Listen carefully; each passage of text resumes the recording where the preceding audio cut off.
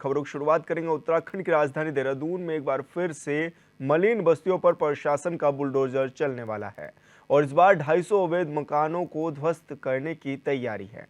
MDDA ने जिला प्रशासन से पुलिस फोर्स की मांग की है और इधर सत्ताधारी बीजेपी और विपक्षी पार्टी कांग्रेस के बीच आरोपों की राजनीति भी शुरू हो गई है। इस विषय में चर्चा आई थी, बातचीत आई थी। ग्रीन ट्रिब्यूनल का कोई आदेश है जिसके तहत जो है, जो नदी नालों के किनारे जो निर्माण है और उसकी स्वीकृति नहीं ली गई है, उसको हटाने के विषय में है।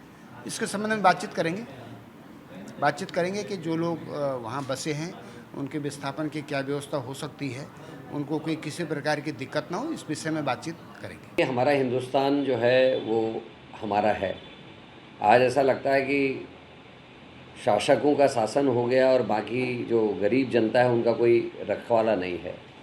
किसी का भी घर तोड़ दे रहे हैं, किसी को भी 15-20 साल से रहने वाले रिहायशी आदमी को उसको बेघर कर दे रहे हैं। बच्चों को लेकर कहाँ जाएंगे इसका भी ध्यान नहीं है।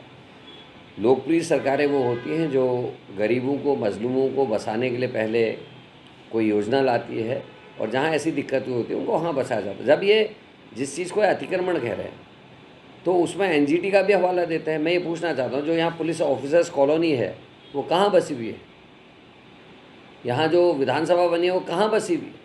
अनेकों बड़े बड़े लोगों के रिजॉर्ट्स बसे हुए हैं इस नदी के किनारे। उनका क्या है, क्या कार्रवाई हो रही है? तो ये सरकार को स्पष्ट करना चाहिए। गरीबों का आशाना जानना आसान होता है और यहाँ तो ये भी हाल है, कई ऐसे लोग, एमोजिस लोग जो पार्षद हैं, नोटिस नहीं दिए गए लेकिन उनके प्रतिष्ठान तोड़ दिए गए क्योंकि विधायक जी का या किसी बड़े नेता का दबाव है। तो ये अंधेर नगरी चौपट राजा का हिसाब चल रहा। और इतना ही कहना चाहूँगा कि सत्ताएं आती हैं और जाती हैं, जब तक पलटता है तो बहुत सारी चीज़ें पलटती हैं, लेकिन आज तक कांग्रेस ने कभी ऐसा काम नहीं किया है। हम प्रोटेक्ट भी करेंगे, हम लोगों को बसाएंगे भी। और जिन लोगों ने इस समय इस कार्यकाल लगातार बनता जा रहा है देहरादून स्मार्ट सिटी प्रोजेक्ट हो, चाहे नगर निगम देहरादून हो या मसूरी देहरादून विकास प्राधिकरण हो, एक बड़ी चुनौती यहाँ पर अतिक्रमण बन गया है और इसी को लेकर लगातार जो है नगर निगम कार्रवाई कर रहा है। एक माह पूर्व भी जो है नगर निगम ने कार्रवाई की थी और उसके तहत 74 मकानों को जो चिन्हित कर उनको तोड़ा गया था, लेकिन अब फिर एक बार एमडीडीए का जो है बुलडोज़र कल से गरजने वाला है। इस समय में मौजूद हूँ रिस्पना नदी के किनारे और आप मेरे ठीक पीछे देख सकते हैं कि किस प्रकार जो एरिया है वो लगातार अब अतिक्रमण की जद में आने वाला है। और जो एनजीटी का जो आदेश है 2016 के बाद के जो अतिक्रमण रिस्पना नदी के किनारे हुए हैं उनको चिन्हीकरण कर अब बुलडोजर चलाया जाएगा। लगभग 200 से 250 से अधिक मकान जो है इस बार चिन्हीकरण किए गए हैं और कल सुबह से जो है इन पर कार्रवाई की जाएगी और लगातार है वो लगातार गरजेगा और कहीं ना कहीं जो 250 अवैध चिन्हीकरण जो हैं वो किए गए हैं और उनको कल से तोड़ा जाएगा। कहीं ना कहीं नगर एमडीडीए का जो पहल थी, एमडीडीए ने सबूत इन मकानों से मांगे थे, लेकिन कुछ मकानों ने अपने सबूत पेश किए थे, अपनी जमींदारी की जो सबूत है वो पेश किए थे। लेकिन अब एक बार जो है 250 मकान मालिकों ने अपने जो है अवैध अतिक्रमण की जो है दस्तावेज वो साबित नहीं कर पाए थे और उसके लिए कल से जो है उनके विरुद्ध कार्रवाई होगी और बुलडोज़र जो है प्रशासन का उसके ऊपर चलेगा। मैं आपको बता दें, मार्च 2016 के बाद जो अवैध अतिक्रमण चिन्हीकरण हुए थे उनके ऊपर ये कार्रवाई होगी और उसके जो है गर्जना बुलडोज़र की इनके ऊपर चलेगी। और कहीं ना कहीं जो लगातार प्रशासन इस बात को कह रहा है कि अवैध अतिक्रमण जो है उनको चिन्हीकरण किया जाएगा, उनको तोड़ने की जो है पहल शुरू की जाएगी। तो कल से ही वो कार्रवाई शुरू होगी और बात होगी कि एमडीडीए ने जिस प्रकार से पुलिस प्रशासन हो या नगर निगम से जो है सहायता मांगी है, पुलिस बल तैनात करने की मांग एमडीडीए ने की है, उस पर कितनी काम होता है। और कल जब सुबह इन पर गर्जना होगी, बुलडोजर इन पर चलेगा, तब यहाँ पर क्या माहौल देखने को मिलेगा। HNN 24/7 के लिए देहरादून से अपने सहयोगी वीडियो जर्नलिस्ट हरीश भट्ट के साथ मैं हिमांशु गौड़ और संवाददाता अरुण सैनी हमारे साथ लाइव जुड़ चुके हैं। अरुण, क्या कुछ ज़्यादा जानकारी मिल रही है, कब ये कार्रवाई शुरू होगी और आज जो कार्रवाई होगी वो कितनी होगी? जी सर, 2016 के बाद से जो अतिक्रमण घर बने हैं, यानी कि जो काठ बंगला से लेकर मोथरावाला तक जो अतिक्रमण का नाम जिसे दिया जा रहा है एनजीटी के आदेश की बात की जा रही है। तो ऐसे में करीब 514 घर ऐसे चिन्हित किए गए थे जो अतिक्रमण की जद में जो है वो आ रहे थे, जिसमें कि उसके बाद नगर निगम ने अपनी कार्यवाही की और करीब 80 जो घर हैं वो नगर निगम ने में चिन्हित किए थे और जिसमें कि करीब 54 घरों पर नगर निगम भी कार्रवाई कर चुका है। ऐसे में नगर निगम के द्वारा भी कुछ घरों पर और कार्रवाई की जानी है। तो वहीं एमडीडीए भी जो है अब कार्रवाई करने जा रहा है। आज से जो है ये कार्रवाई शुरू होगी और काठबंगला से लेकर मोथरावाला तक रिस्पना नदी के किनारे जो भी 2016 के बाद से अतिक्रमण हुआ है, जो घर बने हैं उन्हें जो है अतिक्रमण का नाम दिया गया है और ऐसे में उन्हें पर जो है कार्रवाई होगी। तो बता दें कि एमडीडीए द्वारा चिन्हित किए गए थे और ऐसे में एमडीडीए के द्वारा कुछ समय पहले इन्हें नोटिस भी जारी किया गया था और ये भी कहा गया था कि जिस तरीके से जब नगर निगम कार्यवाही कर रहा था तो ये भी कुछ लोगों के द्वारा ये भी कहा जा रहा था कि उनके जो घर हैं वो 2016 के पहले के हैं।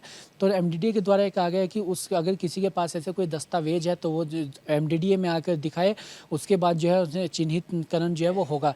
तो ऐसे में 250 घर जो है ऐसे हैं जो अवैध अतिक्रमण की जद में आए हैं। तो ऐसे में अब उन पर जो है कार्यवाही शुरू होने जा रही है और आज से करीब 11 बजे से जो है ये कार्यवाही शुरू होगी और एमडीडीए और नगर निगम संयुक्त रूप से कार्यवाही। तो 250 जो घर चिन्हित किए गए हैं उसमें से अलग अलग जो है जगहों पर ये घर तोड़े जाएंगे और जो अतिक्रमण है वो हटाया जाएगा। तो ऐसे में एमडीडी की भी पूरी तैयारी हो और अब जो है ये जो घर हैं इन्हें हटाने का काम जो है वो किया जा रहा है। अरुण, क्योंकि झड़प भी कई बार देखने को मिलती है जब टीमें वहां पर पहुंचती हैं अतिक्रमण हटाने के लिए, तो क्या पुलिस बल भी इस दौरान तैनात रहेगा? कोई मांग की गई है पुलिस बल के लिए? जी सर, बिल्कुल देखिए, जिस तरीके से जब अतिक्रमण हटाया जाता है तो ऐसे में बस्ती वालों का भी कहीं विरोध देखने को मिलता है और जिनका आशियाना उजड़ता है उनका भी काफ़ी विरोध देखने को मिलता है। जिस तरीके से जब नगर निगम की कार्रवाई हुई तब भी कई ऐसी चीज़ें देखने को मिली। तो ऐसे में पुलिस प्रशासन पूरी मुस्तैदी से रहेगा और ऐसे में नगर निगम की ने भी जो कार्यवाही रोकी थी वो इसीलिए रोकी थी कि जो पुलिस बल है वो उस वक्त इलेक्शन में व्यस्त था, तो ऐसे में उस समय फोर्स नहीं मिल पाई, जिस वजह से जो है कार्यवाही बीच में रोकनी पड़ी थी, ऐसा नगर निगम का कहना है। लेकिन वहीं अब दोबारा से जो है अब पुलिस प्रशासन की मुस्तैदी के साथ ही जो है अब ये कार्रवाई दोबारा शुरू होने जाए। खासतौर पर काफ़ी जो है हंगामा भी हो सकता है क्योंकि बस्ती वालों का विरोध लगातार देखने को मिल रहा है। कोई राजनीतिक दल जो हैं वो भी बस्ती वालों के जो है लिए लड़ाई लड़ रहे हैं, उनके साथ खड़े हैं। तो ऐसे में लगातार प्रदर्शन भी कर रहे हैं। तो ऐसे में ये कितना हंगामेदार रहेगा ये भी अभी देखने वाली बात होगी। लेकिन एमडीडीए जो है आज से अपनी कार्यवाही जो है वो शुरू करने जा रहा है। अरुण, विपक्ष भी लगातार सवाल उठा रहा है राज्य सरकार पर। किस तरह के सवाल हैं और क्या कहता हुआ नजर आ रहा है विपक्ष इस पूरे मामले पर? बिल्कुल देखिए, विपक्ष की जहाँ तक बात है तो बस्तियों को लेकर जिस तरीके से ये कहा जाता है कि बस्तियों से अतिक्रमण हटेगा, विपक्ष लगातार जो है जब भी ऐसी बात सामने आती है बस्तियों को लेकर तो इस पर सियासत भी खूब होती है। क्योंकि जो बस्ती वालों को बसाने का काम किया है वो सभी जो दलों ने किया है, चाहे किसी की भी सरकार रही हो, समय समय पर सबने अपने कार्यकाल में जो है बस्तियों को बसाया है। और अब जब बस्तियाँ बस गई और अब उन्हें करीब जब वो कई सालों से यहाँ पर रह रहे हैं तो उन्हें के जो है घरों को वो उजाड़ा जा रहा है। जब वो करीब मकान बना चुके हैं, पक्के मकान कई लोग बना चुके हैं। तो ऐसे में ये भी काफ़ी जो है दुखद भी रहता है सभी के लिए, क्योंकि जो घर बनाता है वो बड़ी मेहनत के साथ और बड़े उससे बनाता है। तो ऐसे में जब उनका आशियाना उजड़ रहा है तो काफ़ी विरोध भी देखने को मिलता है। विपक्ष लगातार ये मांग कर रहा है कि अगर उनके घरों को उजाड़ा जा रहा है तो उनके लिए कोई अलग से जगह चिन्हित की जाए, उन्हें पुनर्वास की जाए, उनके नीति बनाई जाए, उन्हें कहीं और जगह पर जो है रखा जाए। क्योंकि लोगों को ऐसे उजाड़ना और उन्हें बीच सड़क में छोड़ देना ये सही नहीं है। तो इसकी मांग जो है विपक्ष लगातार कर रहा है। हालांकि सरकार का कहना है कि कुछ ना कुछ जो है बीच का रास्ता निकाला जाएगा और इन्हें पुनर्वास की जो कहीं पर जगह जो है चिन्हित की जाएगी। लेकिन अभी तक जो है ऐसा कुछ भी होता हुआ दिखाई नहीं दिया है। बिल्कुल अरुण, बहुत बहुत शुक्रिया आपका तमाम जानकारी साझा करने के लिए। राज्यपाल गुरमीत सिंह चंपावत के भ्रमण पर पहुंचे हैं, जहां उन्होंने भारत नेपाल सीमा स्थित बनबसा में एसएसबी और भारतीय सेना के वीर सैनिकों से मिलकर उनका हौसला अफजाई किया है। उन्होंने 26 राजपूत बनबसा में सेना की ओर से आयोजित कार्यक्रम में प्रतिभाग किया और सेना में की गई सेवा के अपने अनुभव भी साझा किए।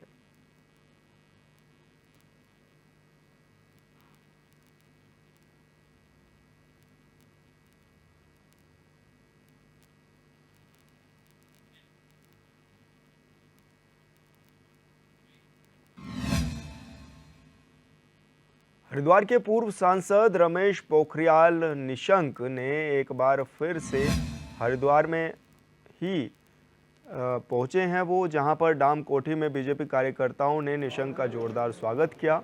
इस मौके पर मीडिया से बातचीत करते हुए निशंक ने कहा कि अब उनकी जिम्मेदारी बदल गई है। वे आज भी 24 में से 20 घंटे काम कर रहे हैं। संगठन में जिम्मेदारी मिलने के सवाल पर उन्होंने कहा कि पार्टी उन्हें जो भी जिम्मेदारी देगी वो उसे बखूबी निभाएंगे।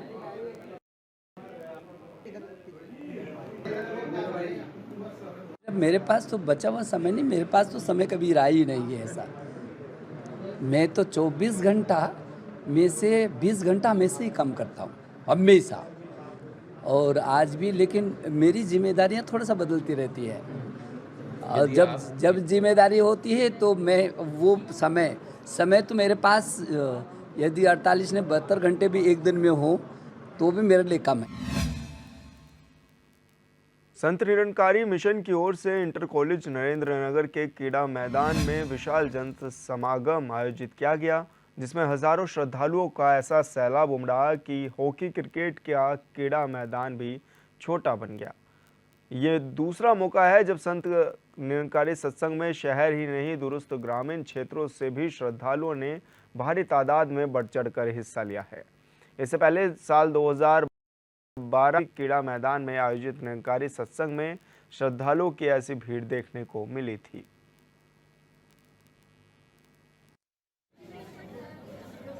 आज ये नरेंद्र नगर में राजकीय इंटर कॉलेज में सत्संग हो रहा है, और पूरी मानवता को जाति पाति के भेद को मिटाकर सतगुरु माता श्री एक ही सूत्र में सबको बांध रहे हैं। बस निरंकार पिता परमात्मा के दर्शन करना, बस जितनी भी है पूरी मानवता आप देख रहे हैं। सतगुरु का एक और संदेश है जहाँ ये परमात्मा के दर्शन कराते हैं। मानव के करीब आ जाए, इंसान इंसानियत के भाव से युक्त होकर के जीवन जी सके, और ये सारी चीज़ें तब संभव होती है जब सतगुरु का वननेस वाला एकत्व वाला ब्रह्म ज्ञान इंसान की ज़िंदगी में आता है। क्योंकि जब सतगुरु का वननेस वाला एकत्व वाला ब्रह्म ज्ञान इंसान की ज़िंदगी में आता है तो सही मायने में इंसान इंसानियत के भाव से युक्त होकर के जीवन जीना शुरू कर देता है, और जहाँ जीवन जीना जो शुरू देता है तो एक सही मायने में प्यार की गंगा बहती चली जाती है। और यहाँ स्वयं परम आदरणीय राजपिता जी सतगुरु माता जी का पावन संदेश लेकर के आज नरेंद्र नगर की धरती पर पहुँचे हैं। पूरी मानवता को एक करने का प्रयास सिर्फ और सिर्फ ब्रह्म ज्ञान के माध्यम से। मिशन में आकर के बाबा हरदेव सिंह जी महाराज के टाइम पर 1996 में ये जो है चरितार्थ अपने जीवन में पाया, और तब से लेकर आज तक निरंकारी मिशन में पौड़ी गढ़वाल की विकृत कंदराओं से जुड़ करके आज निरंकारी मिशन का जहाँ भी जो ये समागम लगता है वहाँ हम दौड़ के जाते हैं। हमारे घरों में स्वर्ग बन गया है, हमारे परिवारों में स्वर्ग बन गया है, और यहाँ तक कि जो हमारा वर्किंग प्लेस है वहाँ पर भी लोग पूछते हैं बहन जी आखिर आपका आचरण ऐसे कैसे है, तो मैं कहती हूँ आओ मेरे पास समय का सद्गुरु है, क्योंकि मैंने वहीं से ये आचरण सीखा है। पौड़ी के छजौली में सड़क हादसा होने से बच गया। दरअसल यहां सड़क के दूसरी तरफ से गलत दिशा में आ रहे वाहन को बचाने के दौरान एक स्विफ्ट कार खाई में जा गिरी। गनीमत ये रही कि हादसे में कोई जनहानि नहीं हुई। कार में वाहन चालक समेत कुल 7 लोग सवार थे। बताया जा रहा है कि कार सवार यात्री डांडा नागराजा मंदिर दर्शन को जा रहे थे।